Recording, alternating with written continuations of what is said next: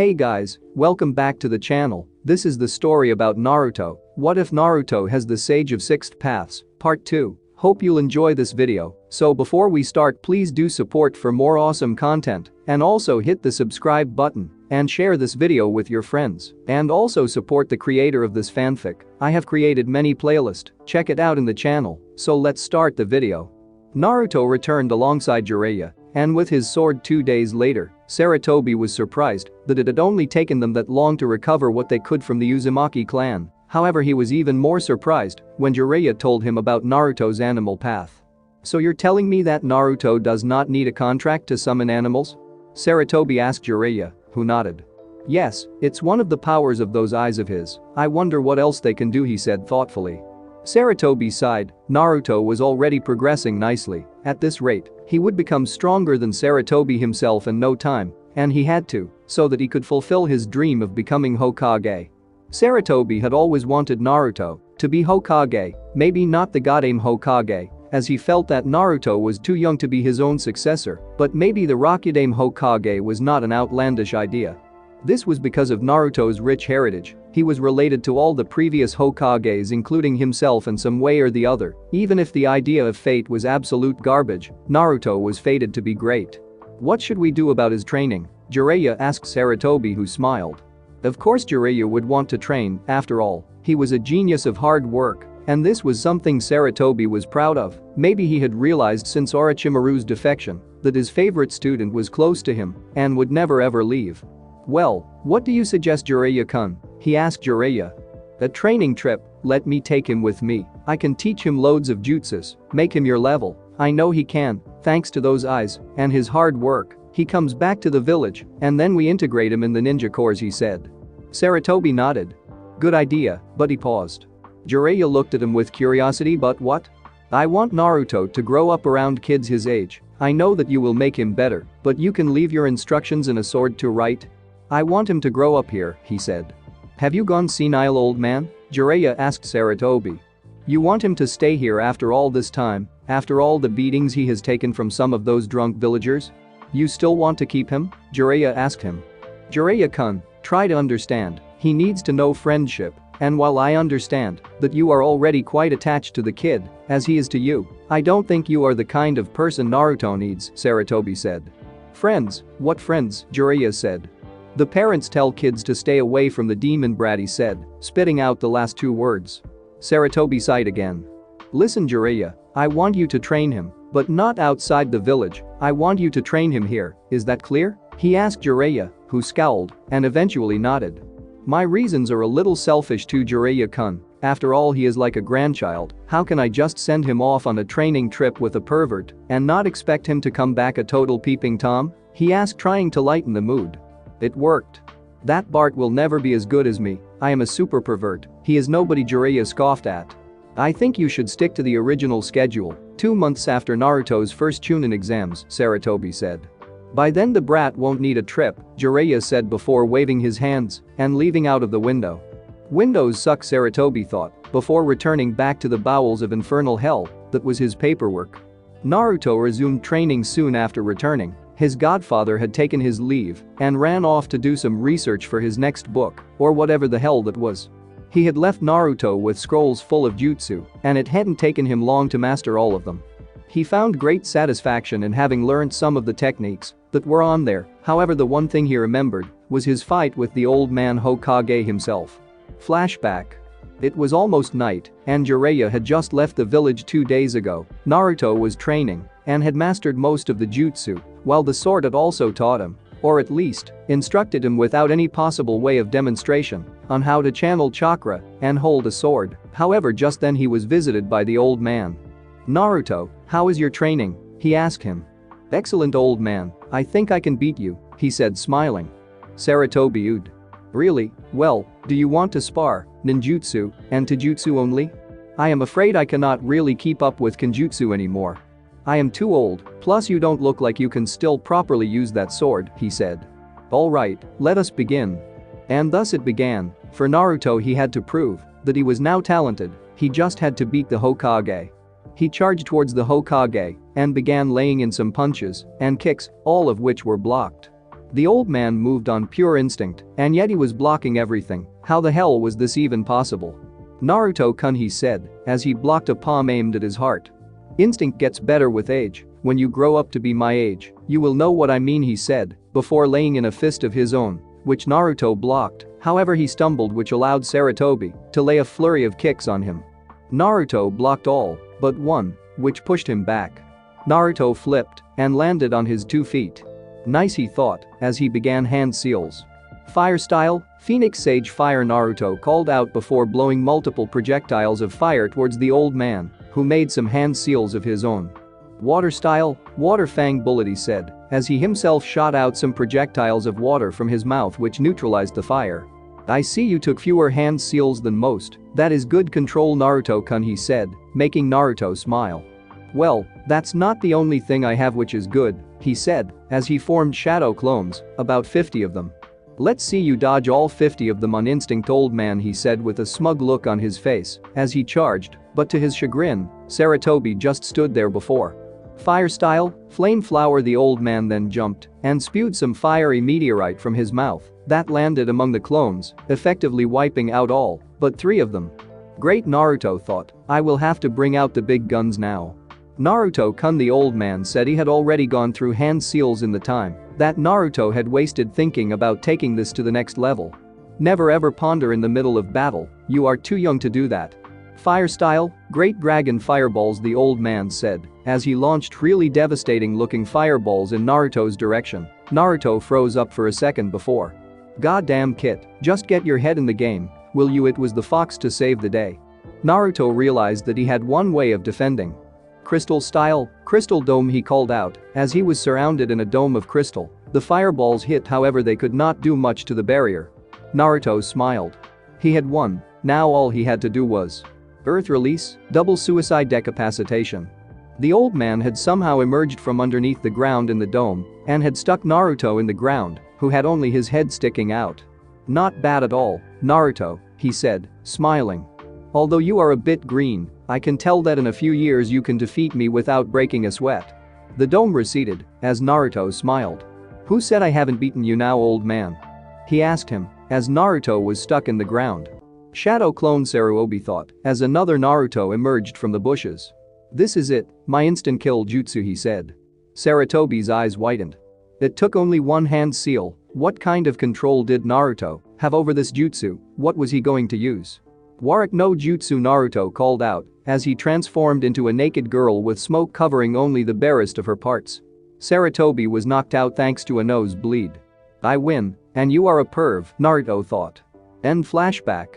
Even though Naruto had technically knocked out the Hokage, he had lost, plain and simple. Any other opponent would have blown him away, and he knew it, and all the power he had would be useless as long as he did not have a brain to go alongside with it so that he could use that power properly. So he decided that he would learn and practice being a tactician. Even though it was something that would take ages, he decided to speeden up the process by playing tactical games such as shogi and go, and there was one person that was willing to play with him.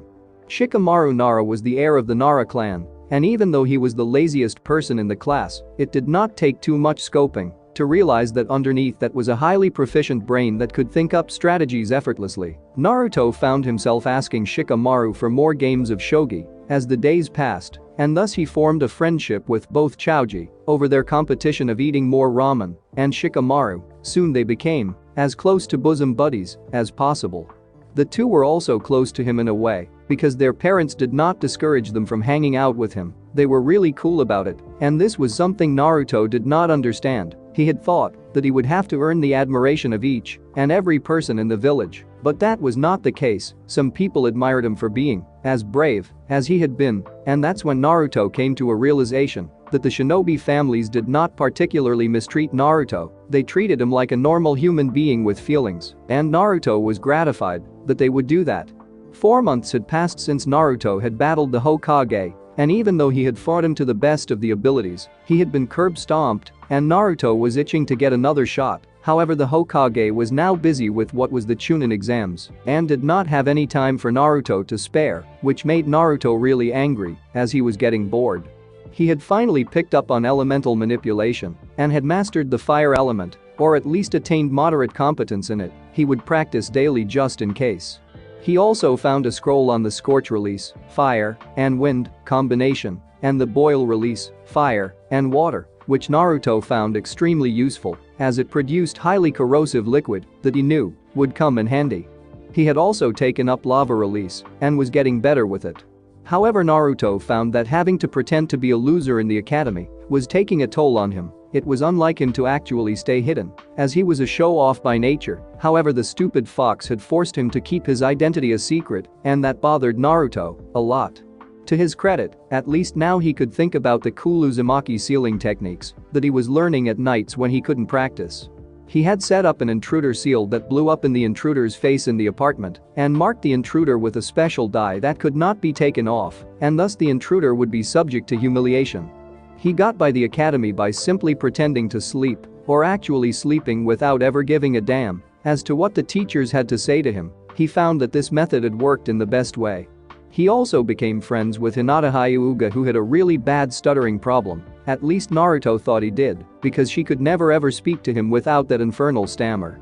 He was also friends with Kiba Inuzuka, who was along with Choji and Shikamaru and Hinata, one of the few people whose parents did not tell them to stay away from him. Naruto smiled. He was training to be the greatest ever, and with any luck, he would get there. The sword also instructed him whenever possible. However, Naruto did most of his training from the scrolls that had been provided to him by Hayate Gekko, who along with his girlfriend Yugao Yuzuki was one of the few Anbu assigned to protect Naruto when he was young. Hayate had become some sort of a sparring partner, and Naruto loved it. He loved training with Hayate, and Yugao helped out from time to time. Very soon Naruto made a name for himself, at least among the Anbu of the village who really liked the kid, and being shinobi were able to understand where he came from. However, very soon he was going to change the opinion of some of the civilians too.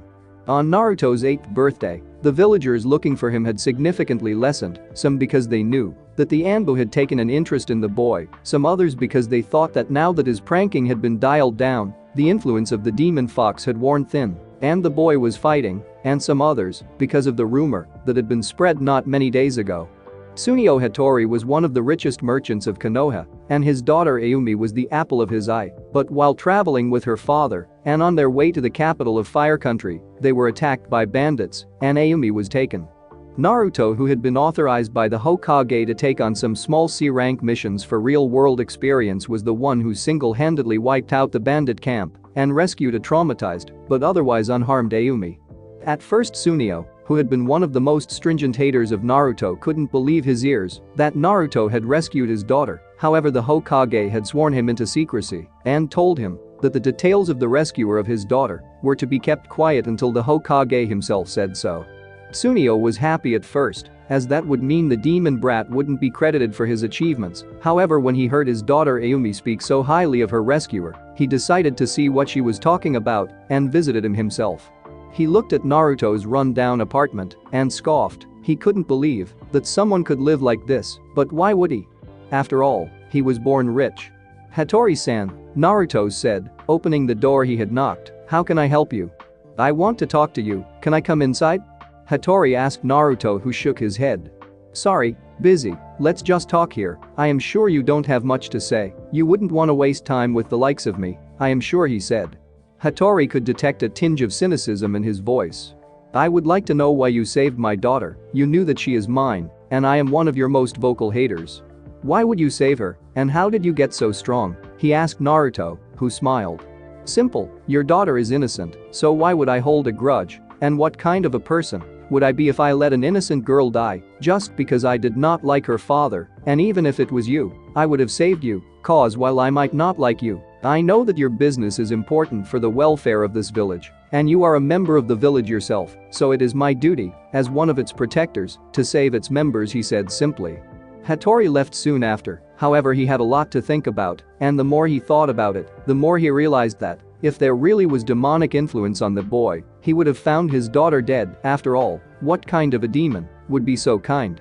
Hattori then visited the Hokage himself and asked him how much the seal influences Naruto, and the Hokage told him that the seal was a work of art, one of Yondame's greatest creations. It wouldn't just malfunction like that. Hattori had changed since then. He had become more tolerable of Naruto He even let Ayumi visit him from time to time, and he also stopped some of the villagers from talking about him in a bad way. He also stated selling Naruto items at their ordinary price in his establishments. Soon some of the villagers came round to the fact that maybe Naruto Uzumaki was not really the demon they hated, maybe he just protected them from the demon. Hattori never told Naruto any of this, it was just one of the things that happened with time, and the people who did notice it were sure that in time, Naruto would change the opinion of every person because he was that kind of a guy. The next few years passed in a flash. Naruto was allowed to do some more missions sparingly, they were all low risk. Naruto was also trained by Kakashi Hatake, a student of his father who was the Anbu captain till he retired to become a Jounin sensei.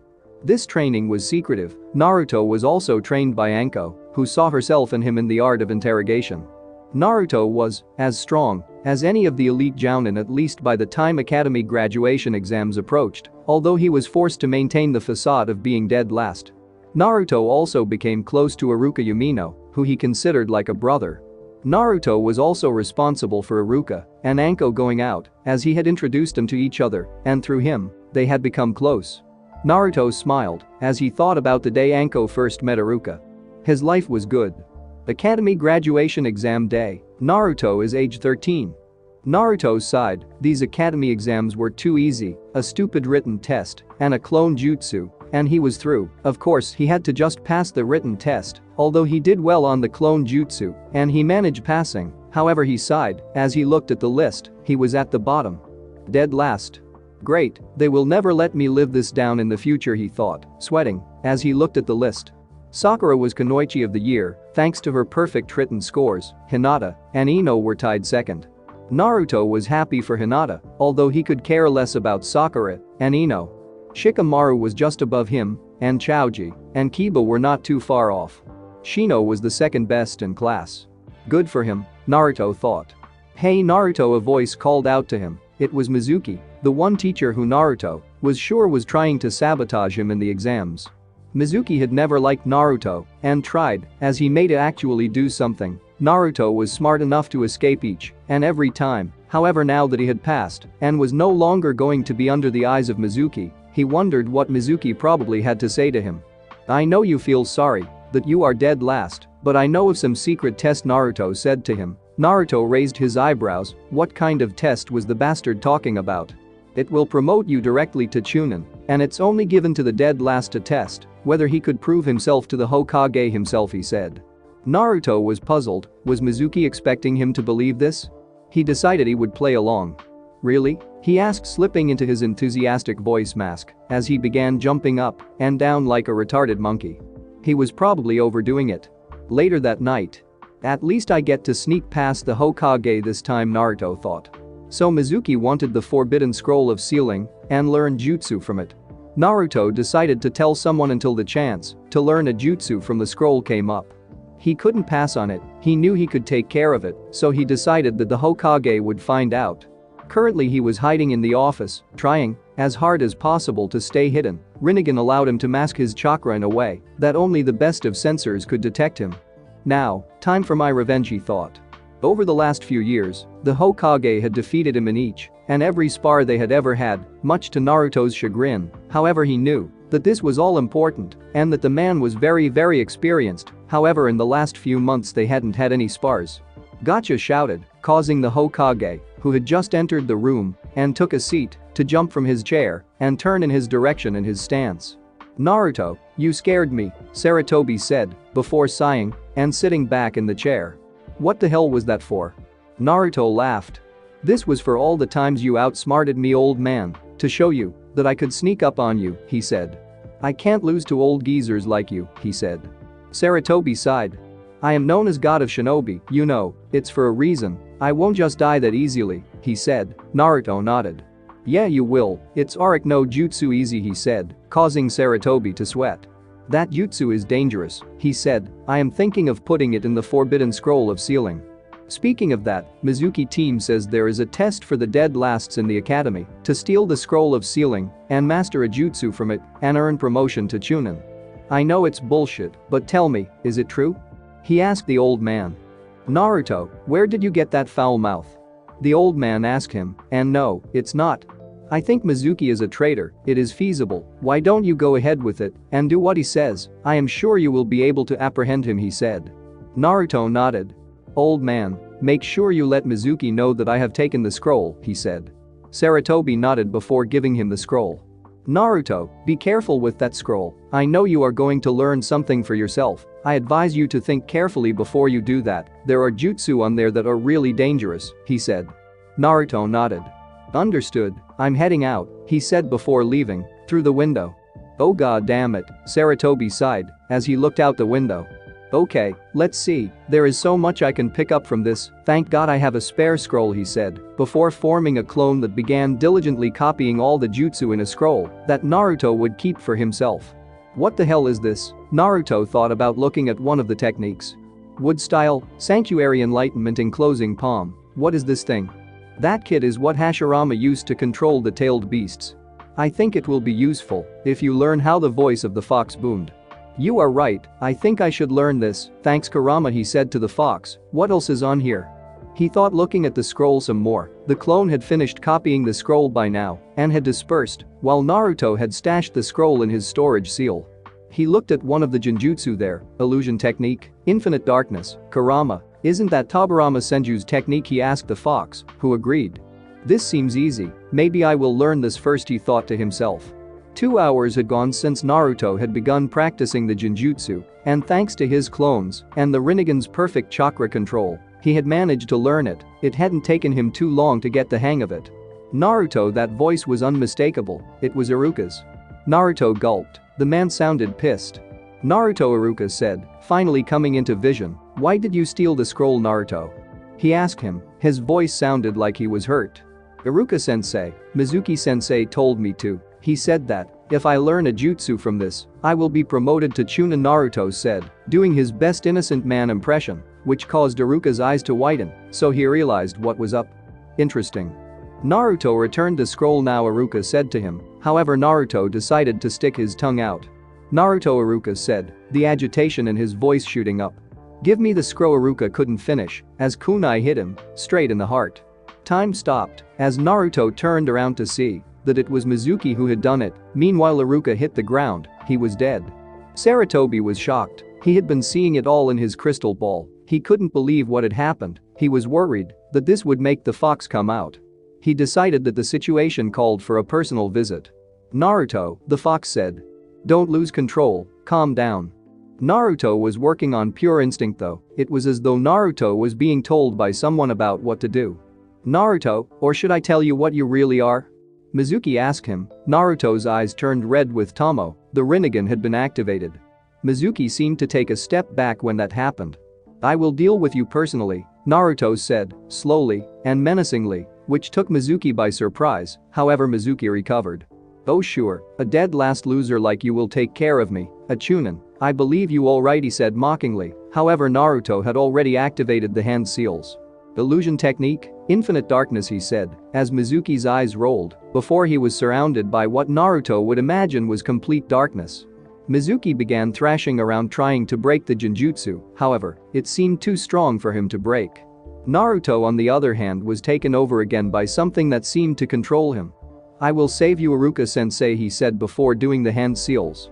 Naraka Path, he said, was a giant statue that could only be described as demonic and came out of nowhere, it had Naruto's special Rinnegan eyes on it. The statue extended its tongue and took in Iruka. Green light surrounded the statue as Iruka was taken inside. King of Hell Kyuubi said with fear in his voice. How? Iruka was in the dark. I died, I can't believe it. What will I tell Anko when she gets here? She is going to kill me again, and what about Naruto? I had wanted to be there when he would become Hokage, but now that will never happen. Iruka, a familiar voice called out to him. Ages seemed to pass as Iruka turned and looked at the source of the voice. His father along with his mother. Mom, Dad, Iruka said stammering, so I am dead, he said. Not yet, just in limbo, the death god will come soon and take you away, however where you will go we do not know, his father said sadly. Iruka began crying. I am sorry, Iruka, both of us are, for dying on you like that, however I am very proud of you, so is your father for what you have become, his mother said. Iruka lost it as he began bawling, he couldn't believe what had happened. However, just then something seemed to pull him. Green energy. Wow, Iruka's father said. Looks like you have work to do soon. I guess you will not join us here yet, he said. I am proud of you, Iruka-kun, his mother said. Iruka smiled as he felt the energy pull on him. Naruto stared transfixed as the statue with his eyes pulled Iruka out before green light enveloped his body. What the hell, Iruka sputtered as he got up, his knife wound was healed. It was unreal. You are more similar to the sage than I thought. He was the only one I know that could do this. This technique is called the samsara of heavenly life, the fox said as Naruto watched Iruka get up before he ran to the teacher and tackled him.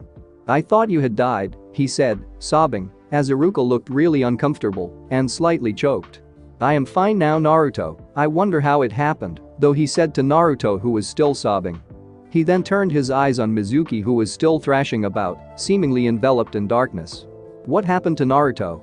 Mizuki asked him. Naruto turned towards Mizuki and released the jutsu that had put him in complete darkness. Ha, I knew I broke it, Mizuki said triumphantly as he looked at Naruto before he turned and saw a fully revived Iruka. The expression on Mizuki's face betrayed the complete horror he was feeling, however he was even more horrified at the demonic-looking statue that was facing him. The statue stared at Mizuki as something like a serpent-shaped tongue emerged from his mouth and connected to the statue. Naruto walked up to him as Iruka stared at him, dazed with what he was seeing. You did not, Naruto said as he put his hands on Mizuki's throat. Break it, he finished.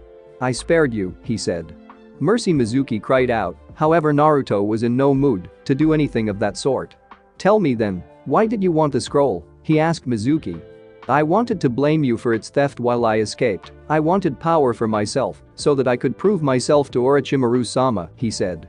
I see, Naruto said as the tongue withdrew from the body of Mizuki, who slumped down, looking extremely exhausted. You have survived judgment, he said simply, but I don't know if you will survive Ibiki-san's torture, he finished. Old man, you can come out now, he said. Naruto, what did you do to him, and how? Sandai asked him to come out of the woods. Naruto simply pointed out his eyes. Sarutobi was shocked as he saw Iruka alive.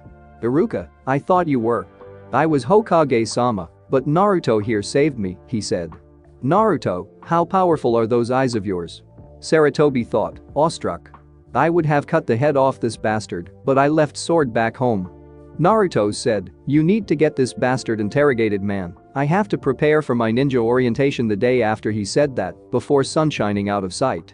Paperwork, Sarutobi thought, sighing, as Naruto left behind a confused Iruka and an unconscious Mizuki. Ninja teams, Naruto thought, smiling, as he stared at the academy building. It was 2 days after the Mizuki incident, and things were back to normal, except for the fact that Anko had punished Iruka in her own way. For some reason, when Iruka was asked by him about it, he turned red like a tomato. Iruka said something about "thank God you are alive" fun moment that Naruto did not understand, to which Iruka told him that he would when he's an adult. Naruto asked Yugao about it, and she told him that she and Hayate did it every time one of them came back from a mission that was A ranked or above. However, Naruto was still not sure about what that meant. Naruto walked into the academy and went straight into the classroom, and to nobody's surprise, Shikamaru slumped across his desk. Hey, wake up, lazy bones, Naruto said, walking up to him and smacking him in the head, which made Hinata, who was right there, giggle. Troublesome, Shikamaru said. Why do you wake me up all the time? Oh come on, Shika, it's time for the ninja groupings to be announced, Naruto said as Sakura and Ino came running inside. They were probably eyeing the seat next to Sasuke. He sighed, I don't want either of those fangirls on my team, he thought.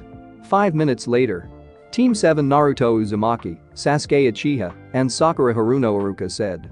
What the hell? Naruto shouted as Shikamaru jolted awake. I don't want her on my team, Iruka-sensei. Change my team please, he said in a voice that indicated his total disbelief of the situation. However, Iruka just scowled. Naruto, the teams are decided by the Hokage, so if you have any problem with the arrangements, go take it up with him, he said to Naruto. Meanwhile, Sakura was torn between being angry and being happy. I am on Sasuke-kun's team, but even Naruto Baka is on it. I don't know whether to laugh or cry, she said. Shikamaru sighed, as did Chaoji. Sorry Naruto, Chaoji said, eating a packet of chips that always seemed to be in his hand. I don't envy you being in the team which consists of a brooder and a total fangirl, but hey, he said laughing. Shikamaru just sighed. Troublesome, why are we so bothered about the teams anyway? He asked Naruto, who playfully bashed him on the head, causing Shikamaru to glare. No one disturbed his sleep. Your sensei, Iruka continued. Kakashi Haddock is finished. Alright, Naruto said happily, which made Sakura and Sasuke look at him curiously.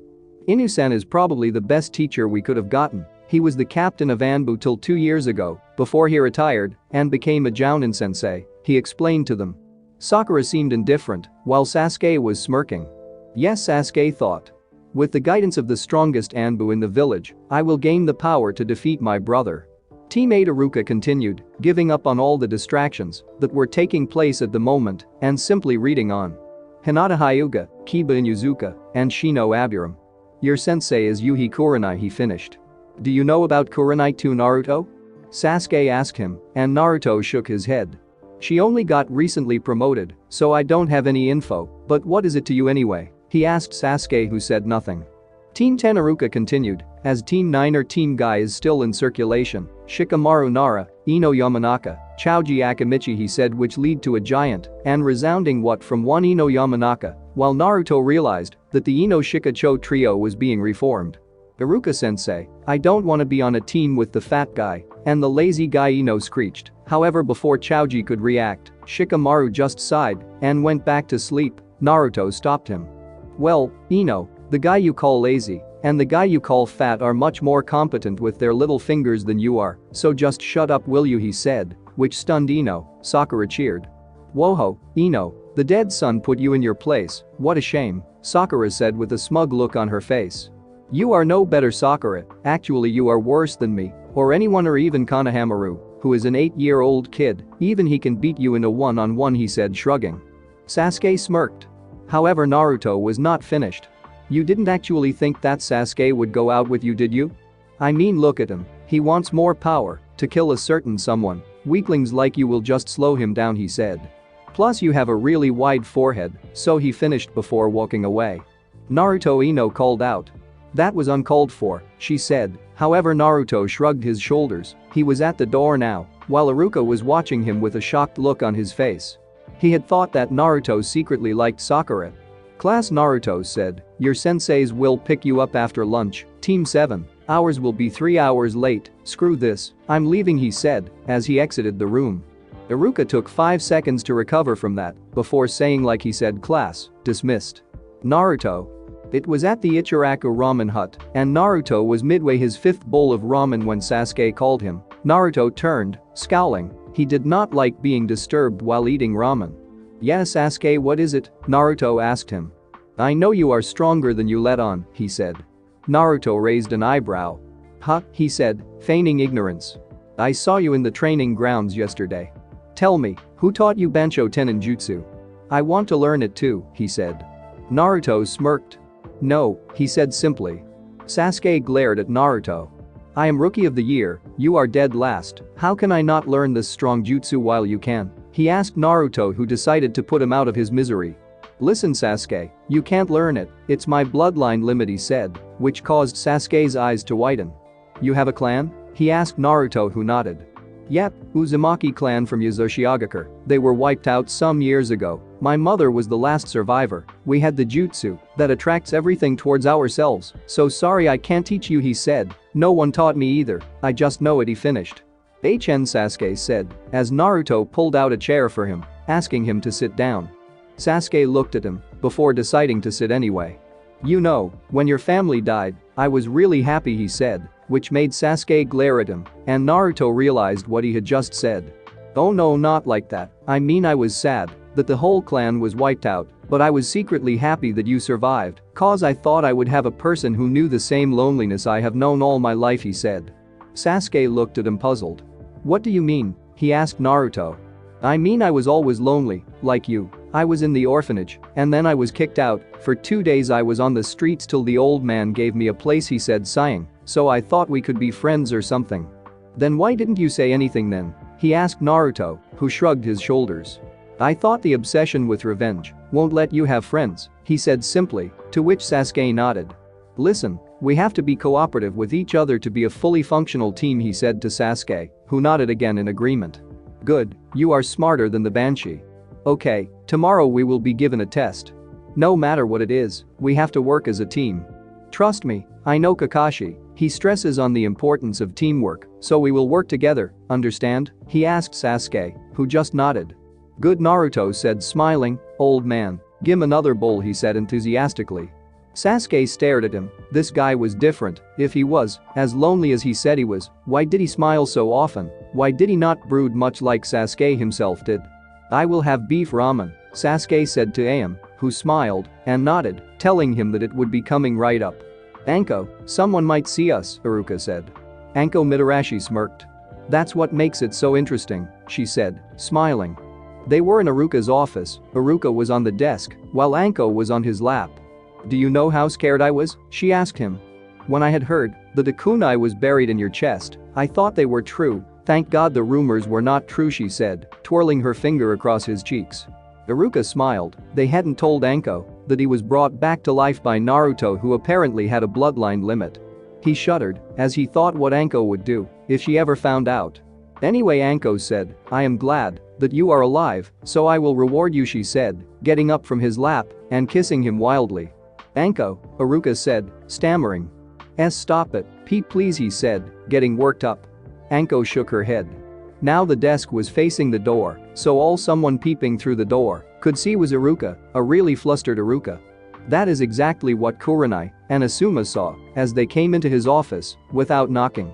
Anko went under the desk in a flash, trying to hide. Hey Iruka, Asuma Saratobi said. The resemblance to his father was undeniable. He was the spitting image of his father when he was younger.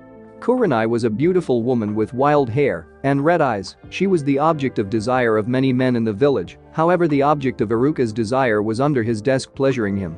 Crap, Iruka thought to himself. Iruka, are you alright? Kurenai asked him. Iruka merely nodded. Wait, I sense someone, Asuma said.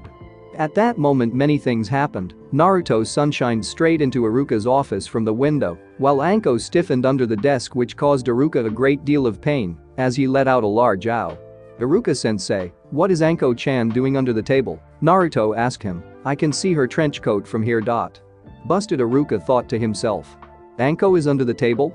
Kurenai asked Asuma, who began laughing like a madman. Meanwhile, Anko came out from under the table, blushing wildly, while Iruka could have sunk. His head was really bowed down. Realization struck upon Kurenai as she began laughing too, while Naruto stayed there puzzled. What the hell, man? He asked them. There was a moment of silence before everyone in the room except Iruka and Naruto began laughing. Screw this, Iruka-sensei. I wanted to talk to you, I'll do it later, he said as he sunshined again. Kurenai noticed this and asked Asuma if Naruto could do the sunshine. Asuma nodded. It's not what it looks like, Anko said to Asuma. Sure it isn't, Asuma said to her, grinning. It was 3 hours since Naruto had found Anko under Iruka's desk. He wondered what the hell was wrong with both of them, but he didn't have much time to speculate as he found himself sitting beside Sasuke and Sakura, who asked him where he was, waiting for Kakashi to show up. Where did you go? Sasuke asked Naruto, who sighed. Nah, I just went to meet Iruka-sensei, but he was busy, so I went back home to kill some time. What did you do? Nothing, Sasuke said. Sasuke-kun, Sakura said, rubbing her fingers together in a manner that Naruto realized infuriated him. What? Sasuke asked her, however Sakura did not say a single word and continued rubbing her fingers, which made Naruto angrier than he already was. Will you stop that? He asked her politely. She nodded and stopped. I was wondering if you would go out with me, she said, blushing while looking at Sasuke. No, Sasuke said. I don't have time to waste with you, I have to get stronger.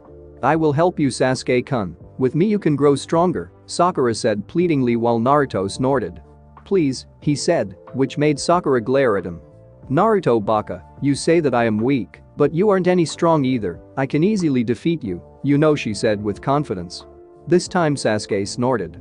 He already knows not to underestimate Sakura, but maybe I will take you up on that. Now Sasuke, did you tell her what you have to do tomorrow? He asked Sasuke, who nodded. No way, I am working as a team with you, Naruto baka. You come last in every test, how can I take your word? I was number 1 in written tests, even if there is one tomorrow, I will pass with flying colors, and so will Sasuke-kun. You will fail, she said confidently. Sakura, you will never make it anywhere.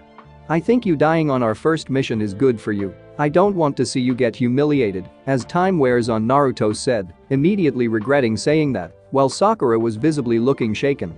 What do you mean by that? She asked him, too bothered by what he had said to actually pretend to be angry.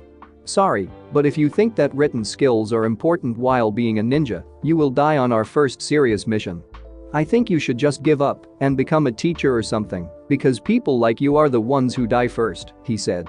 Sakura did not speak after that, while Naruto looked guilty for having indirectly wished for her death. Sasuke, who was watching the whole thing, merely had a puzzled expression on his face.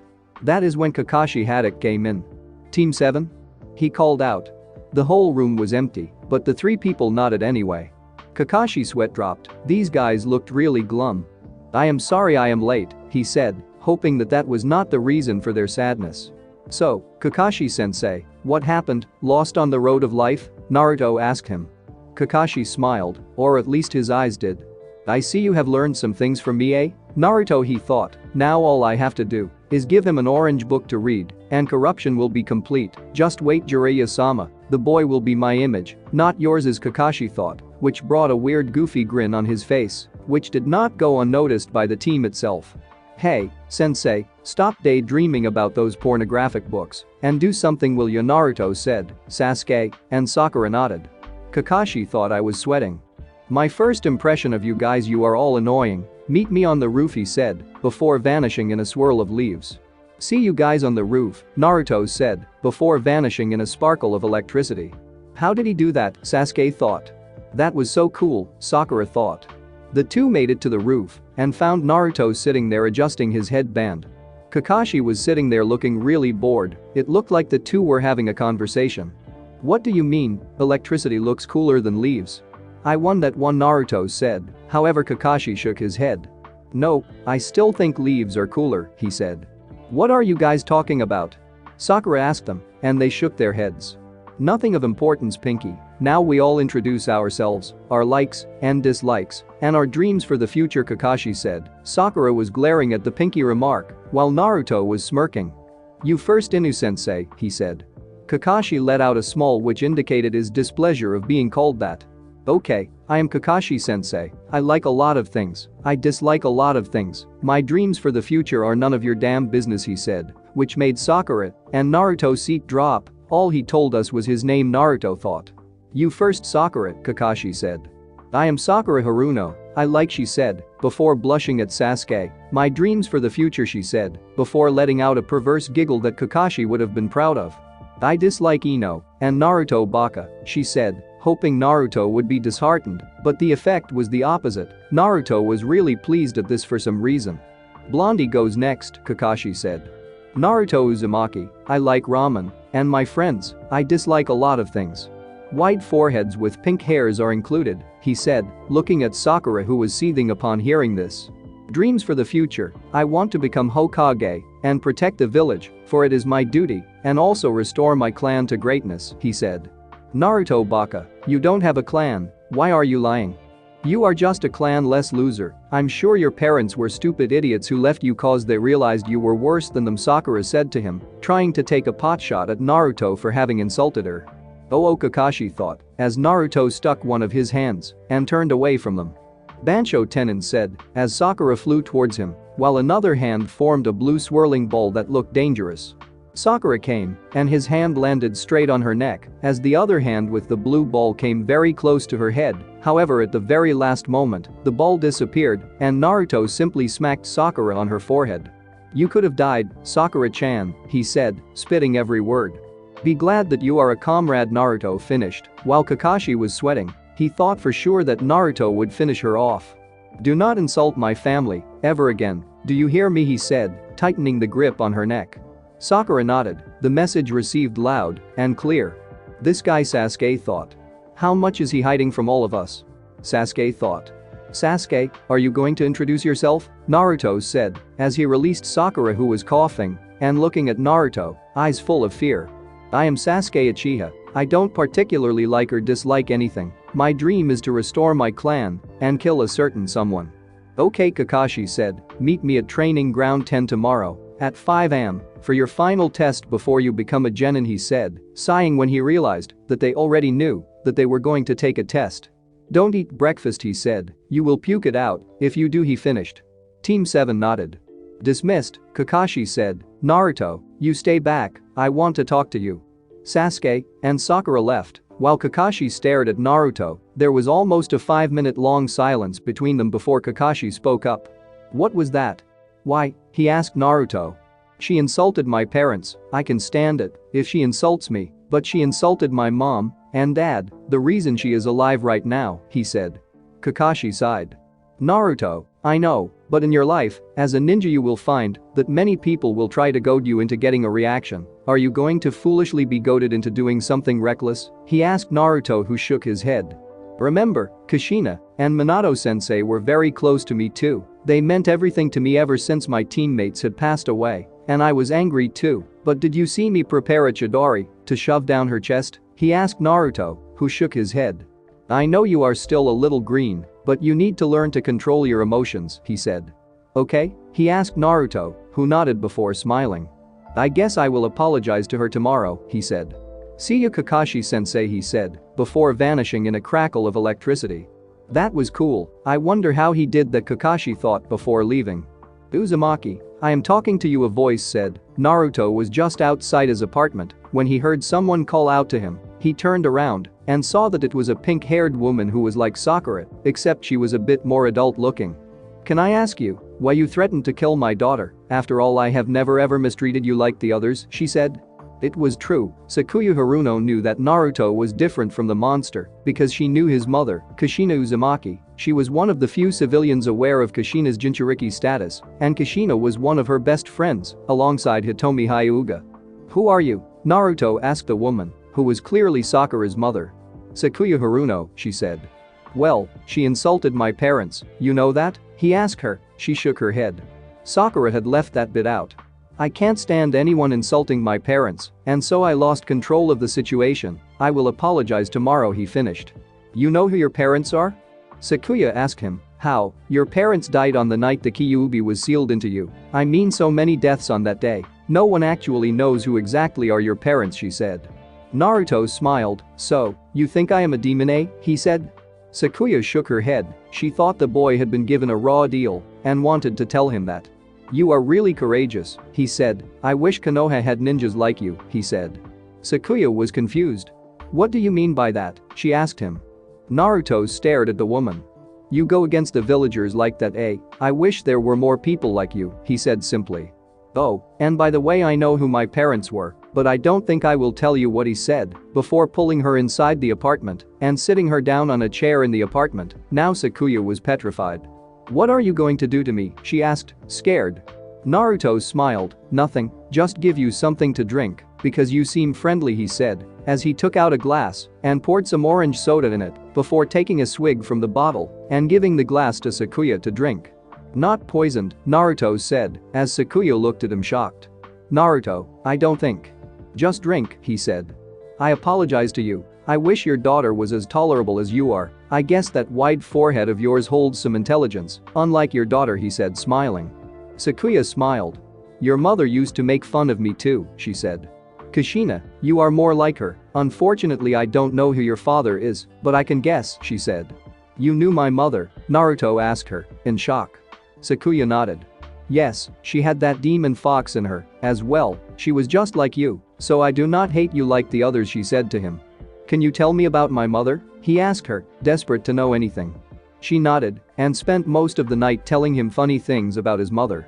As she was leaving, Naruto promised that he would apologize to Sakura first thing tomorrow. However, Sakuya waved him off and told him that Sakura would be punished for what she had said to Naruto before leaving. She also implored Naruto to visit from time to time for dinner. Naruto promised her that he would, and he would visit. The next morning, Naruto showed up at 7 in the morning to find Sakura and Sasuke, both of them looking a bit angry at the fact that Naruto had shown up 2 hours late. Kakashi was still nowhere in sight. Naruto, can I speak to you? Sakura asked him before taking him to a secluded place away from Sasuke. My mother says I have to apologize to you, and I agree with her. Apparently my mother knows your mom, and she says that I insulted one of her best friends. Please forgive me, she said slowly. Naruto smiled. Think nothing about it, Sakura, it's my fault too. This wouldn't have happened had I lost my temper, but I think I am glad it happened, cause I found something close to family, and your mom told me lots of things about mine, so all is forgiven. I hope you can do the same for me, he said. She nodded.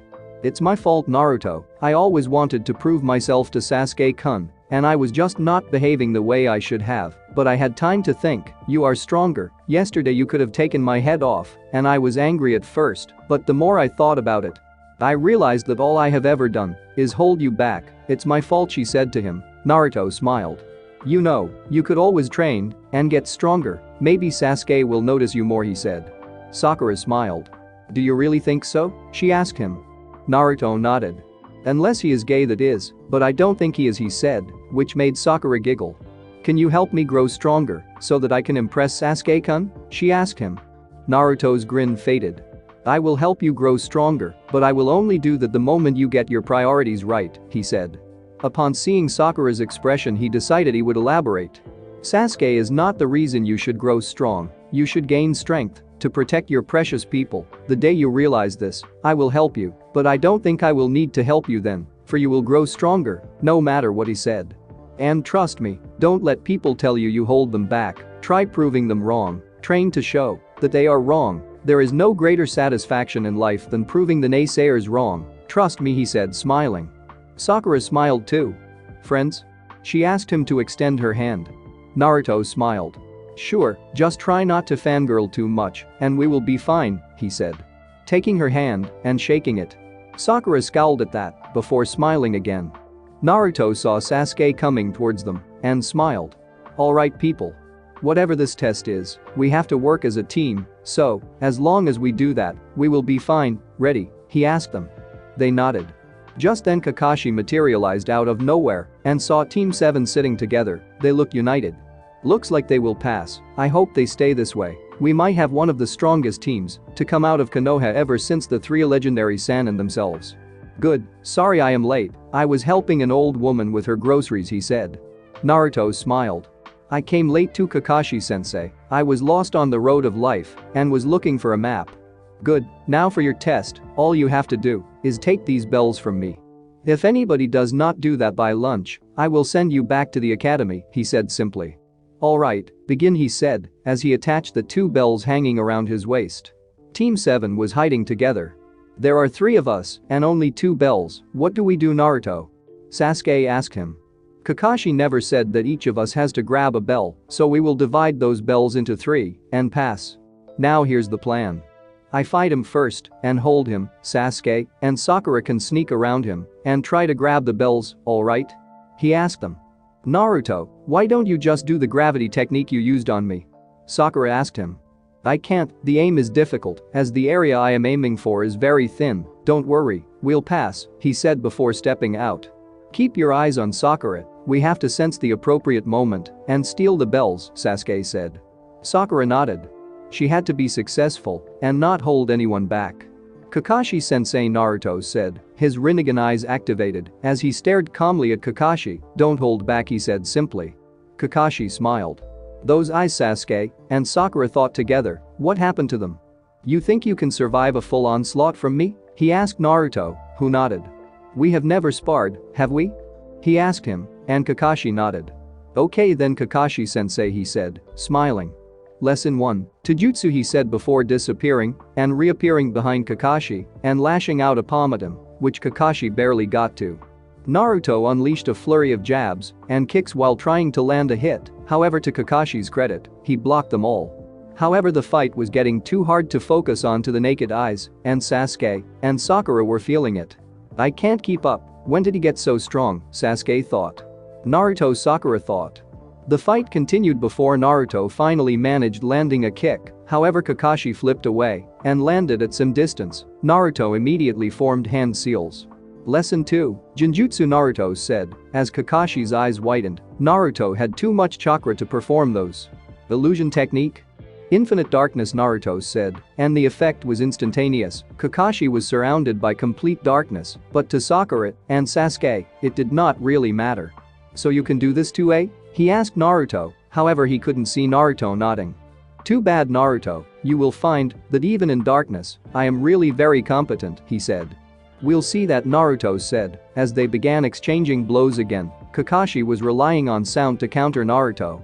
With more mastery of this technique, you will be able to cancel out sound too, and then I will be in trouble, Kakashi said simply, as he was blocking. Back behind the bushes, Sasuke realized what happened. Sakura, Kakashi is in a genjutsu, come on, we have a chance, let's go, he said. Sakura nodded and followed Sasuke as they began making their way towards Kakashi. The battle was still raging though, maybe you wanna check, there are some ways I can break this, Kakashi said, before slashing himself with a kunai. Pain, shit, Naruto thought. Sakura, Sasuke, Kakashi said, teasing them, as he threw a kunai into the bush nearby. They were closer, they were trying to sneak up to Kakashi. Nice try, but too late, Kakashi said, as Sasuke rushed out trying to get the drop on him. But did you think that would work? He asked Sasuke mockingly. Fire style? Phoenix flower technique, Sasuke said, shooting out small balls of fire that Kakashi effortlessly dodged. Naruto took the opportunity. Wind style? Divine wind, he said, as 4 pillars of wind formed and made their way towards Kakashi as they kicked up dirt from the ground. Sasuke caught on to what Naruto was doing and left small fireballs towards the wind, which immediately ignited and came blazing towards him. There was a massive ball of fire when the jutsu made contact with Kakashi, but when the smoke cleared, it was not Kakashi who was present, but a log. Damn it, Sasuke thought. Sakura, Naruto called out. Kakashi had emerged behind Sakura, as Naruto did not have any idea about what to do, so he did the first thing that came to his mind. He sunshined towards Sakura and managed to take her before Kakashi could strike. The crackle of electricity held Kakashi back, which gave Sasuke enough time to perform a jutsu of his own. Fire style? Fireball jutsu, Sasuke said, inhaling and forming a large fireball that was burning everything in its path and heading towards Kakashi, who jumped away in time, only to land into a trap. Who set a trap so fast, Kakashi thought, as he substituted himself, barely doing it in time, as he escaped. This bastard keeps escaping, Sasuke said. Sakura and Naruto watched it from a distance. That was impressive, Naruto said, as he let Sakura go, who thanked him. That's what teammates do, he said, think nothing about it, he said smiling. Oh really? Kakashi asked him. He had emerged behind him as he hit Naruto on the head. Sakura, now would be a good time, Naruto said, as the kunai's hilt landed and Naruto dissolved into wood. Wood clone? Kakashi thought, how is that possible? Sakura realized what had happened and seized the bells and made a run for it. She ran into the clearing where she found Naruto and Sasuke smiling at her. She had done it.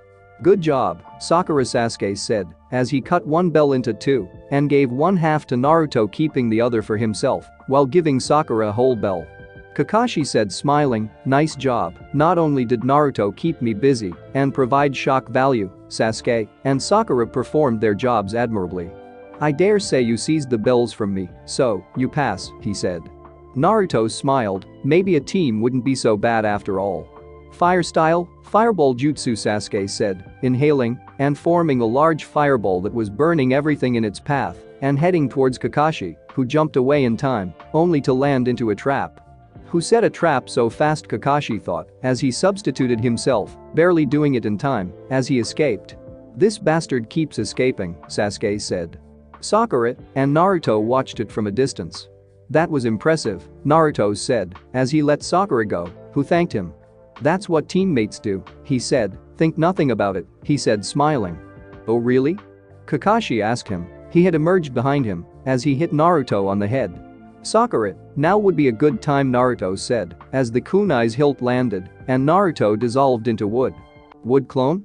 Kakashi thought, how is that possible? Sakura realized what had happened and seized the bells and made a run for it. She ran into the clearing where she found Naruto and Sasuke smiling at her. She had done it. Good job, Sakura, Sasuke said, as he cut one bell into 2 and gave one half to Naruto, keeping the other for himself while giving Sakura a whole bell. Kakashi said smiling, nice job, not only did Naruto keep me busy and provide shock value, Sasuke and Sakura performed their jobs admirably. I dare say you seized the bells from me, so you pass, he said. Naruto smiled, maybe a team wouldn't be so bad after all.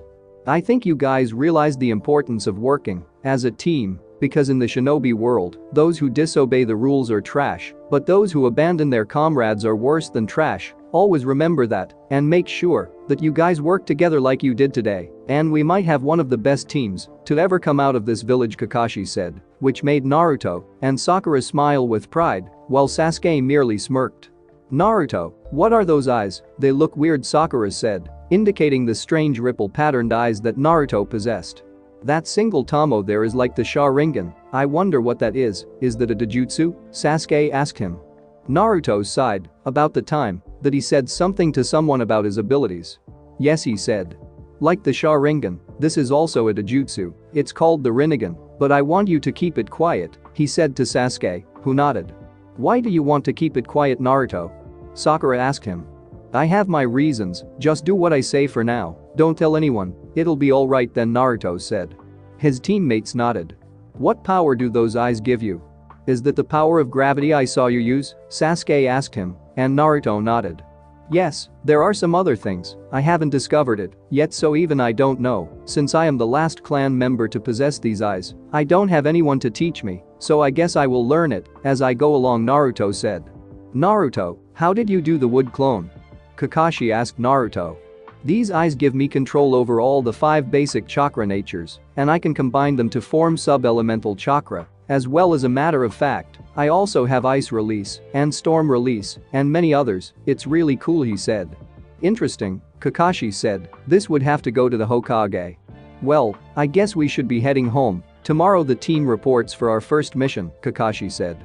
Alright, Kakashi-sensei, Naruto said, delighted. The team dispersed as Kakashi vanished, while the rest of them began walking together back to the village. Sasuke-kun, do you want to go on a date with me? Sakura asked him. Sasuke didn't respond. Naruto saw this and smiled. Sasuke, why don't you just say yes for once? I mean, what can you lose? He asked him. I have to get Naruto strong to beat him. I can't waste my time on dates, Sasuke said, which made Sakura look crushed. However, Naruto just smiled. So you still don't know what true strength is, do you? Naruto asked him. Sasuke raised an eyebrow towards him. One of these days you are going to realize what true strength is, and then you are going to stalk Sakura, I tell you, that he said, laughing. Take that back, I will never stalk anyone, I am too good for that, Sasuke said, gritting his teeth. Sakura giggled at the comment Naruto had made. We'll see about that. I am going to Ichiraku's for ramen. Naruto said, anybody wanna come with? He asked them. There was silence as both of them stared at him. You eat too much ramen, Naruto, Sakura said. It can't be too good for your health, she said. Naruto shrugged, who cares, I never get sick, he said, as he vanished in a sparkle of electricity. Okay, I have to ask him to teach me that, Sasuke said, sounding exasperated. Sakura nodded in affirmation, she wanted to learn that too. Yo, Naruto said to the old man Tucci as he materialized out of nowhere and caused Tucci to knock off a ramen bowl that was in his hands and cause a giant mess. Are you crazy, Naruto? The old man asked him. What were you thinking? Did you think it was fun for me, huh? He asked Naruto, who was laughing away. Oh come on, old man, you know I make up for it by ordering so much ramen, he said, to which Tucci smiled. That was true, the kid did eat a lot of ramen. So the usual, eh? He asked Naruto, who nodded. Yep. Naruto sat down and began the wait for what he considered was food sent by Kami itself, ramen. He began looking around town. There were some familiar people he recognized, one of which was Rock Lee and his teacher Might Guy. He waved to them, which brought them over to the ramen place. Naruto-kun, Lee said, sounding extremely excited, I am looking forward to sparring with you one of these days. I hope that they are as youthful as every other spar we have ever had, he said. Naruto smiled, the enthusiasm that Lee displayed was contagious. Sure, maybe someday, Naruto said, before looking at his other 2 teammates. One of them looked like a panda with buns instead of hair, the other one also looked effeminate thanks to long hair and a girlish presence, however this was a Hyuga. Naruto-kun, Might Guy said pompously. Meet the other 2 prodigies of youthfulness, Neji Hyuga and Tenten, he said before posing dramatically. Sorry, Guy, Naruto said, did you say something? He asked him, which made Guy open his mouth and shout what? And then burst into tears that flew from his eyes like they were the great river Nile. Damn you Naruto, and your hip attitude, wait, that does not seem right when I say it, like Guy said, before deciding that it was not worth the trouble and smiling anyway. So, your teammates say? Lee, how do you like your team? He asked Lee, who smiled enthusiastically. This kid did everything enthusiastically. They are extremely youthful. Hiji here is my ultimate rival. I strive to get stronger so that I can defeat Naruto-kun, Lee said, smiling. Naruto nodded. I think having an ultimate rival is a great thing, Lee. I am sure you will be able to defeat Neji without any problem, Naruto said. Lee smiled, however, upon hearing this. Neji stiffened. What did you say? He asked Naruto.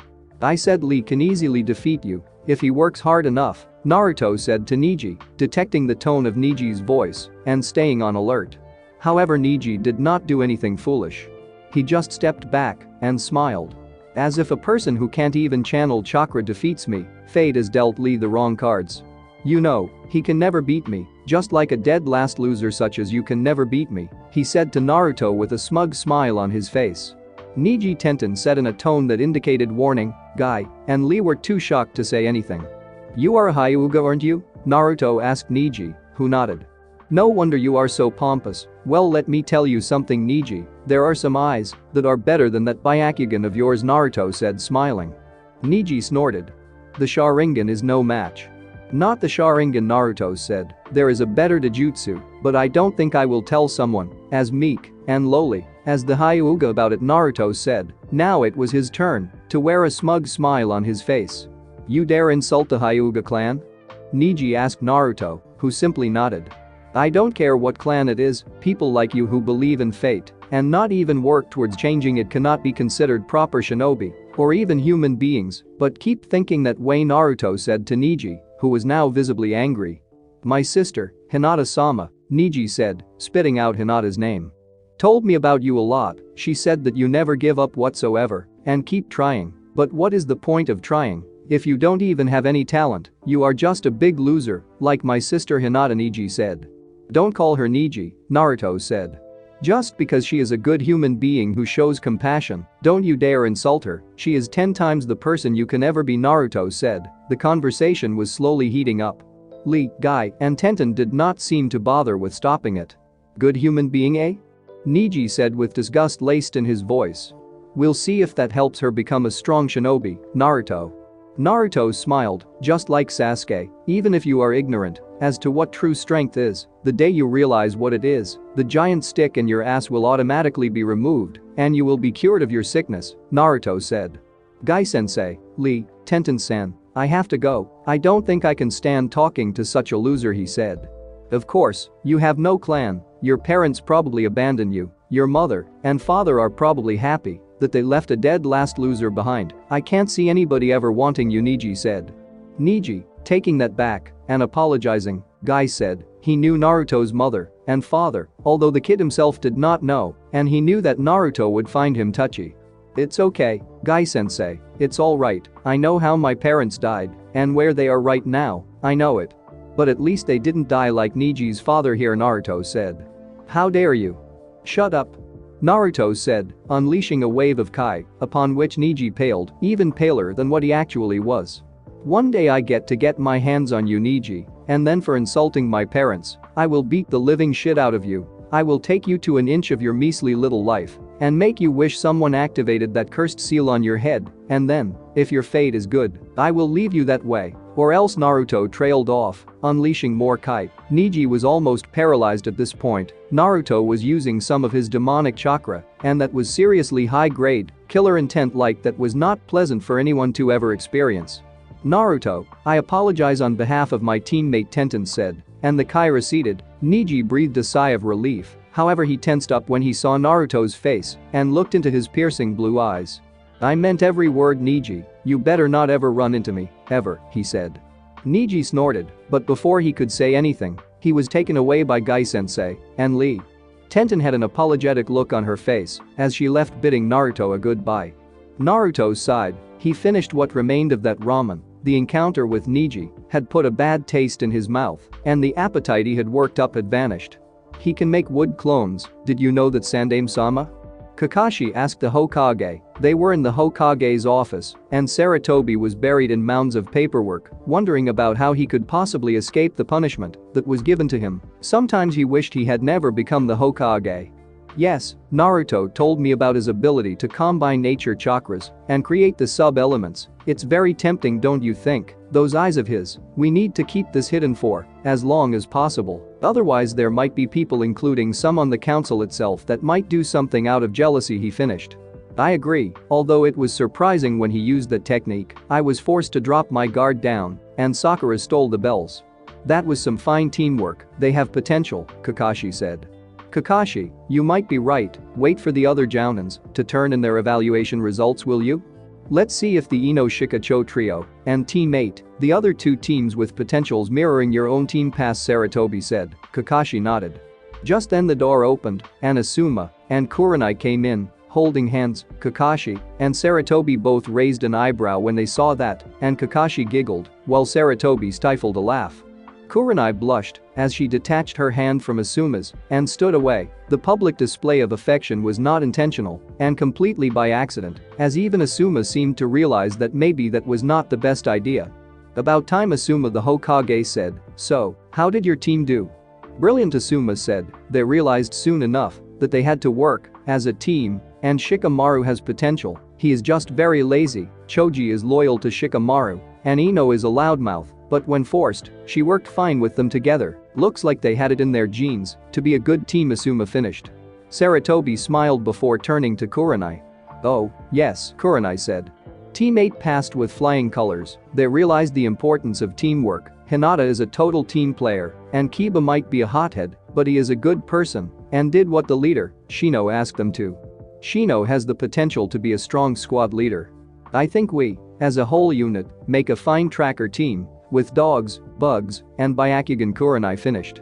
Good, Kakashi has passed his team too. The other teams have failed, so I guess you are the official rookie 9 of this year, Sarutobi finished. Kurenai was staring at Kakashi, shocked that he had passed a team, but Asuma grinned. The strongest rookie 9 to have come out of Konoha in quite some time, Hokage-sama, Asuma said. Sarutobi nodded. Correct, well, let's introduce them to the joys of D-ranks tomorrow, okay? Sarutobi said. Asuma smiled, so did Kakashi and Kurenai.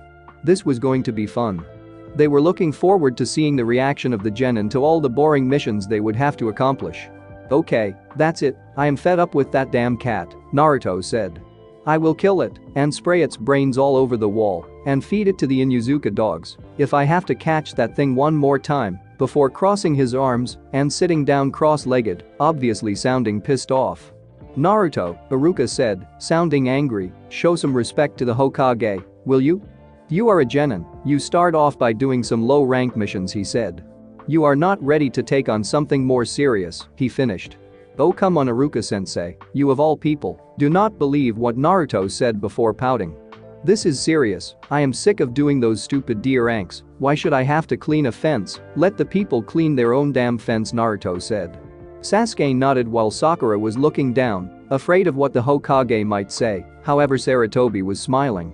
I see, Iruka, Naruto wants to prove himself to everyone. He wants to get started on doing serious things right away, he said. It had been 2 weeks since they had been a team, and all of them were forced to do menial things such as catch a cat or walk the dogs, and Naruto was getting sick of it. Today he had reached the breaking point. What do you think about Kakashi? Are they ready to take a C-rank mission? He asked Kakashi, who nodded. Yes, I think they will do okay on a C-rank mission, he said. Sarutobi nodded. Okay, let's see, Iruka, find a C-rank mission for our team, will you? He said. Iruka was stunned. Hokage-sama, Iruka said in protest, you can't possibly. Trust Naruto, Iruka, Sarutobi said, effectively silencing him. Naruto is strong, he will be fine, don't worry, plus he has to start sometime, right? Yeah, Iruka-sensei, don't worry about me, I am awesome, I will do it, he said confidently. Sarutobi and Iruka smiled. Okay, Iruka said, going through the files on the table in front of him. There is an escort mission to wave, he said. That should be a nice starting mission, Hokage-sama, Iruka said. Tazuna-sene? I think that is a good choice, send him in. He called out as the door opened and stepped on an old man who was drunk. I know this guy, Naruto thought, as he went back to the time he had been in the wave. This was the father of the guy who had lent them a boat to go to the wave, however the details of that mission were a secret, so Naruto did not say anything. Meanwhile Tazuna stared at Naruto but did not recognize him. The guy was drunk then too, he wouldn't have recognized me, no matter what Naruto thought. This is good, I can stay hidden, he thought. Alright, so you gave me brats for my protection, how shameful, Tazuna said, which caused Sasuke and Sakura to glare at him, while Naruto just stared at Tazuna. You are too drunk, there is a high probability that the only person we have to save you from is you yourself, Naruto said, which made Tazuna smile. I am Tazuna, a master bridge builder, I am too good for this, I wanted real protection, not stupid kids like you, Midgety said to Naruto. Naruto fumed, that was it, Tazuna made fun of his height for the first and last time. Easy, Naruto, Kakashi said, sensing the turmoil that Naruto was facing. Don't you go kill our client now, we need him alive, he said. Naruto nodded, maybe killing off the client would not be such a good idea. However, he remembered that the wave he had visited was extremely poor, he wondered if things got better. Alright Hokage-sama, we will take our mission and head to the wave, we will take our leave now, he said. The Hokage nodded. Do that, he said simply. Tazuna-san, Kakashi is one of my best men, even then I think he will not be necessary, the kids you speak of are more than competent to finish your escort and protection on their own, he said. Tazuna nodded. Fine, if you say so, Tazuna said, listen up, we will leave tomorrow, when I am more sober than what I am now, you okay with that? He asked the team, they nodded. Great then. I will see you tomorrow, don't be late, he said, and the team looked at Kakashi, who sighed. Okay, I'll be on time, Kakashi said. The Jounin had shown up at least an hour late to every single team meeting, Team 7 had no reason to believe that he would actually show up on time for anything. No, seriously, I take my missions seriously, Kakashi said. We'll see about that, sensei, old man, I want to talk to you, he said looking at the Hokage. Alone. The old man sighed, Naruto, meet me in an hour when I am alone, and then you can say what you want to say when Sarutobi is finished. Naruto nodded. Alright then, does anyone want some ramen? Naruto asked no one in particular, they all sighed, this had become some sort of a joke among the other members of his team, they would take bets on whether Naruto would ask them for ramen or not. Kakashi won almost every single one, because he bet that Naruto would ask for ramen daily. Naruto sighed, and it looked like no one on his team agreed with him on the fact that ramen was sent to the humans by the gods. The last few weeks had been eventful to him for one reason, and one reason only. He had begun practicing from the scroll of sealing and had found some downright creepy stuff there. One of it was the Ito Tensei summoning jutsu, which could revive the death, invented by the Nidaime Hokage. He also found tons of other jutsu that required godly amounts of chakra to use. Fortunately, thanks to the Rinnegan, Naruto's Uzumaki traits, and the Kyuubi, Naruto had more chakra than say the gods, so this was never a problem.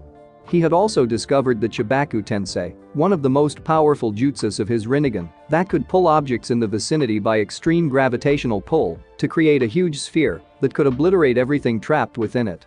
Naruto sighed as he looked back on how he had discovered the technique a few days ago. Flashback. Ever since Naruto had returned from the village, he had brought millions of scrolls with him that he could access via a special pocket jutsu that his grandfather had created by altering the dimensions itself. Naruto's grandfather, one of the most accomplished sealing masters to have ever walked the face of the earth, had created a mini dimension which acted as sort of a portal between two places, thus one could step into the portal from one place and come out the other. Naruto had used this technique exclusively to withdraw money from the gigantic amount of wealth that was found in the vaults of his grandfather's dilapidated mansion. Or at least it appeared to those who were not Uzumaki by blood. To the Uzumaki, it was revealed that the place was not as devastated as it looked to the others, thanks to some complex genjutsu seals that Naruto could only hope to replicate. However, once he began stepping in and was granted full access to the mansion, the several Uzumaki scrolls that were kept there for him to use were available. He had sent several clones to comb through them. Several dispersed and returned with complex seal formulae that were for mostly unfinished seals that could wreak havoc if ever unleashed. He also came across some weapons that he couldn't inherit now that he had inherited the sword of the butterfly, at least that's what his grandpa had called it. It was here he read that only Uzumaki were known to ever possess the Rinnegan, as the first ever Uzumaki was a descendant of both the sons of the Sage of Six Paths, and the last person to have possessed the eyes was Kogoro Uzumaki, almost a century ago. And even he had not managed to unlock the full potential of the Rinnegan. However, one of the jutsu that he had used was the Chibaku Tensei. Upon reading this, Naruto's interest perked, and he was tempted to read more about the other things the sage had done. Naruto read some more about the fable of the Sage of Six Paths. However, Kurama scoffed and told him that none of what he had read was a fable, it was all real. The sage was the creator of the shinobi way, the creator of all jutsu, and also had a really complex jutsu known as the creation of all things, which Kurama had explained to him. Many eons ago, the old man had within him the Jubi, a 10-tailed monstrosity that was the most dangerous demon to walk the earth and was said by many to be the embodiment of destruction. However, the old man had sealed this Jubi in himself and made sure that peace would prevail, and it stayed that way for many days before it came the time for the sage to die, and he knew that his death would unleash the Jubi again. So he used the jutsu of his, called creation of all things, to split the Jubi and create 9-tailed beasts, while he sealed the physical body of the beast into a sphere, which he created by using Chibaku Tensei, and that has today come to be known as the moon. The tailed beasts were then spread out and eventually captured and used as a weapon, Kurama told him when Naruto had asked him about it. Sword itself had some things to say about the sage. The sage was very noble and kind. He had 2 sons between which he split his powers. The elder son got his power, while the younger one got his knowledge. You can say that he split the whole concept of yin-yang release between the 2 sons of his. However, the 2 sons eventually began a rivalry that continued for ages. The first brother was the ancestor of the Uchiha, while the younger was the ancestor of the Senju. The 2 of them were cursed to battle each other. However, now only 1 Senju and 2 Uchiha remain. The rivalry may be coming to an end, the sword had told him. One last Senju, who are you talking about? Naruto had asked him. He knew that Sasuke and Itachi were the last living Uchiha. Tsunade of the Sannin, her name was well known even in Uzushi. Last thing I heard was that she survived, the sword said, and Naruto nodded. Iro Sennin had told him about his hot-headed teammate. Naruto, for some reason, you having the Rinnegan and a beast in you means that you are closer to the sage than I could even imagine. No wonder you have my support. You realize that you have a lot to live up to, don't you? The fox had asked him. Naruto had gulped then. He seriously was nothing compared to the Sage of Six Paths. I have to practice this Chibaku Tensei this guy speaks of, he said to no one in particular. End flashback. Somewhere in Uzoshiogakure, there were 2 figures walking towards an old-looking building. One of them was frail and wheelchair-bound, the other was a beautiful woman with purple hair.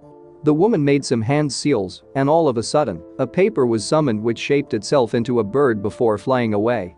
Can you see it? The man asked the woman. The woman nodded. So you have to be with an Uzumaki to see what is actually in the village? Nagato, you might be right. I was here a week ago. All my paper clones could see were ruins. Apparently the village is better hidden than I thought, she said to the man named Nagato. Even though the security was not too good, she said, I got in easily. Nagato smiled. He had red hair and a really frail body. He also had fascinating eyes, ripple-patterned and purple-colored. The eyes were mystifying to look at. That was what the woman would see every time she looked at Nagato, his eyes. Don't sell yourself short, Conan. I am sure you played a huge part in sneaking in, Nagato said to her, causing Conan to smile. Neither of them seemed to notice the rain that had started pouring. I don't sense anyone here, at least my rain doesn't, Nagato said. Conan nodded. Are we going to find anything here in Nagato? Conan said to him. Nagato nodded. If what I dreamed was correct, then the last of my relatives is alive, and he is here somewhere. He has been here, I can feel it. I know he was here, he said. We can find him and take him with us. Can you imagine if I were to teach him myself, how strong that child would be? Conan nodded. If you teach him, I am sure he will be a strong, Nagato, she said, smiling. Unfortunately, you won't be teaching him, a voice said, appearing out of nowhere. It was a masked man. He wore something that had swirls on it and was orange-colored. Conan stiffened, but Nagato held his hand up. Your relative is safe for now, Nagato. You can pursue him later. For now, I want you to come with me, the man in the mask said. Who are you? Nagato asked the man. Uchiha Madara. Land of the Waves. The office of Gato was a really fascinating place. It always seemed to be full of drunks and beautiful-looking women. Currently he was surrounded by 2 of them, almost naked. He was talking to a masked person with no eyebrows and what most people would describe as a giant sword that resembled a cleaver. You know Tazuna, your job is to kill him, Gato said to the man in front of him. Compared to Gato's dwarfish height, the man looked like a giant. A bridge builder, what is so problematic that you need a shinobi to kill him? The man asked in an amused tone. Just make sure that you and your bitch kill him, Zabuza. I don't pay you to ask questions, Gato said, feeling more courageous than he should have at that moment. Zabuza's mouth twitched. I haven't accepted the mission yet, Gato. Believe me when I say I can cut your head where you stand and finish with those two women, he said, pointing towards the two attractive and almost naked women that were around Gato. And Zabuza continued before unleashing his sword and pointing it in a way that it just reached Gato's head. Never ever insult Haku. You get that? He asked Gato, who nodded. Do you accept? He asked Zabuza, who nodded. Yes, I want advance payment for this, Gato. This Tazuna person gives off a strange vibe. I have a feeling that I will have some problem dealing with him, he said. Kanahagakure, outskirts. Hey Kakashi-sensei, I can't believe you actually made it on time this time, Naruto said, grinning. It was the day after they had received their first ever C-rank mission from the Hokage, and they were supposed to escort an alcoholic bridge builder to the land of waves. And Naruto was excited. He wanted to see what had changed in the waves since the last time he had been there. He had also wanted to see if the other man, Kaiza, who had helped him out the last time in procuring a boat, was there to see him. Well, Naruto, this was a mission. How could I possibly be late? Kakashi asked Naruto, who nodded in agreement. Anyway, now that we are here, let's go, Sasuke said, getting straight to the point. Alright, I will be at the back, Naruto. You can take points, don't worry, he said to Naruto, who just scoffed before moving in front. Sakura and Sasuke to the sides, let's keep those eyes and ears open. Sakura and Sasuke nodded, and they were on their way. Thanks to the presence of Tazuna, Naruto felt that their speed was greatly hindered, while Kakashi, who was getting bored, mused whether he should take out one of his books and start reading. Just then Naruto noticed a water puddle when it hadn't rained for weeks. What the hell, there's some ninja hiding, it's an ambush, but who the hell are they planning the ambush for? Naruto thought. Kakashi was thinking along the same lines. Should I attack, or should I wait for them to come at us and then determine the target? Naruto decided to say nothing to Kakashi and just get moving. Hopefully they would be able to find out who the people who had planned the ambush were after. Just then two ninjas emerged from the water puddle and attacked from behind, and just as Kakashi turned, he was slashed into half. Sakura let out a cry of alarm, while Sasuke took out some shuriken and aimed it at the chains the two ninja who had just come in full view carried. The shuriken hit, and the ninjas were pinned down. Naruto knew that Kakashi was still alive, so he wasn't as bothered as Sakura and Sasuke looked. Meanwhile, one of the brothers had started making a charge towards Tazuna. I knew this bastard was lying, Naruto thought, before jumping and forming a blue ball of chakra in his hand. Rinnegan said, smashing that ball into one of the ninjas' faces, while Sasuke was engaged in a taijutsu battle with the second. The Rinnegan hit and drilled the ninja's face. He was dead instantly. Upon seeing the first ninja dead, the second lost his orientation, and Sasuke managed to land a kick on the guy's head and promptly knocked him out. Wait, nicely done, Sasuke, Naruto said to Sasuke, who nodded in acknowledgement. You didn't do too bad yourself, Naruto, he said, who nodded as he formed some hand seals. Summoning technique? King of Hell. What the hell, Sasuke thought, summoning technique, what is this guy doing? A weird tentacle-shaped creature began moving and attached itself to the demonic statue, while Sasuke and Sakura could not see it. Tell me who you are and who do you work for? Naruto asked him. You killed my brother, why should I tell you? He asked Naruto before the tentacles tightened, causing more pain. This can go on forever, you know, Naruto said. Tell me who hired you and save yourself, he said. Never, the man said. Naruto sighed. Fine, I shall pass judgment then, he said. The tentacles pulled out of the man as he died screaming. I didn't want to do that, Naruto thought, but oh well. What up? Kakashi asked, surprising the hell out of Sasuke and Sakura, who both looked delighted at him appearing. Naruto looked indifferent. I knew you were alive, could you get a read on their moves? I am sure they were after Tazuna, but I need confirmation, he said to Kakashi, who nodded before turning towards Tazuna. You wanna explain, Tazuna-san? He asked him. Okay, I live in the land of waves and I'm building a bridge that will connect to the mainland, and I am worried that this bridge, which is an important one, that will connect two countries and thus boost waves trading and decrease prices, will be hunted down by Gato, the shipping magnate. I knew he would put some ninjas on my trail, but you have to believe me, I put in all the money I had and all I could afford was a C-rank mission please. Please help me, Tazuna said, almost tearing up. Naruto sighed. He had been haunted by the poverty that existed in the wave and wanted to do something about it. He figured that by ending Gato's influence he would do a whole lot, so he looked at Kakashi. We can do this, sensei. Come on, he said to Kakashi, who was still pondering. Sasuke and Sakura too decided to tell Kakashi to continue the mission. Fine, Kakashi said, sighing. I will send these bodies to Konoha. Since you killed them, you can claim the bounty on them. Naruto, it will be a big help to your financial situation, he said. Naruto nodded. Alright team, we are going on with this mission, he said. However, he could not shake off the feeling that not everything was right. Thanks for watching my video. Leave a like if you enjoyed my video and also do consider subscribing to my channel for more awesome content. If you want the next part of this story, let me know in the comment box. See you next time. Till then, sayonara.